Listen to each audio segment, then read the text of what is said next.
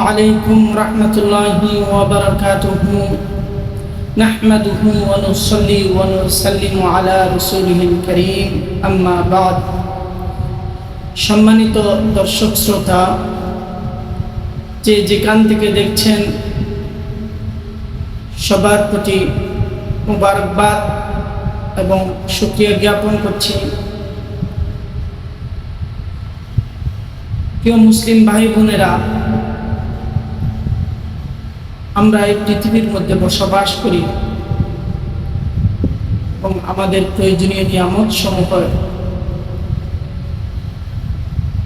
আমাদের প্রয়োজনীয় নিয়ামত সমূহের সাথে আল্লাহর অনুগ্রহের সাথে আমরা বসবাস করে থাকি। কিন্তু এই নিয়ামতের কোনো শেষ আমরা দেখি না। এত এত নিয়ামত পৃথিবীর মধ্যে আল্লাহ সুবহানাহু ওয়া তাআলা দান করেছে।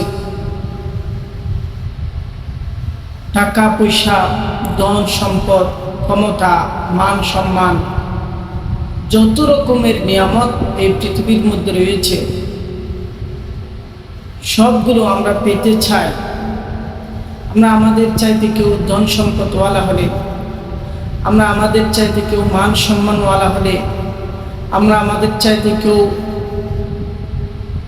পাওয়ারওয়ালা হলে, ক্ষমতাবান হলে আমরা সেটা আমাদের ঈর্ষা হয়, সেটা পাওয়ার জন্য আমরা আশা করে থাকি।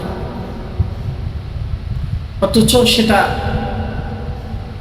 বড় বড় সারা পৃথিবীর বড় বড় যা নিয়ামত সমূহ আছে সেগুলোর চাইতে নগণ্য। পৃথিবীতে আমাদের চোখের বাইরেও,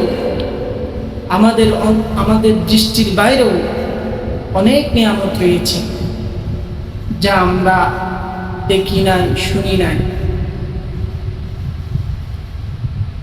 এই পৃথিবীর মধ্যে যা আছে, পৃথিবীর মধ্যে যত নিয়ামত আছে সবগুলো যদি আমরা পেতে চাই, আমরা কিভাবে পাব?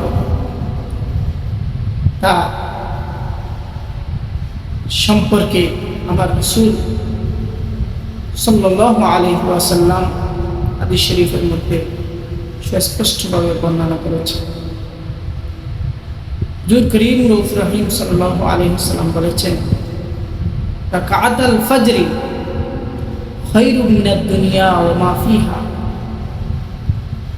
সরকারে দু আলম সাল্লাল্লাহু আলাইহি ওয়াসাল্লাম ইরশাদ করেন,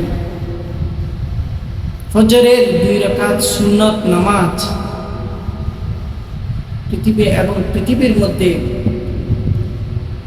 যত নিয়ামত রয়েছে, যত আল্লাহর অনুগ্রহ রয়েছে, এই সবগুলোর চাইতে ফজরের 2 রাকাত সুন্নত উত্তম, মর্যাদাবান। সুবহানাল্লাহ। পৃথিবীর মধ্যে, পৃথিবীর মাঝে, পৃথিবী এবং পৃথিবীর মাঝে যা রয়েছে সেগুলোর চাইতে ফজরের 2 রাকাত নামাজ অধিক উত্তম। সুবহানাল্লাহ।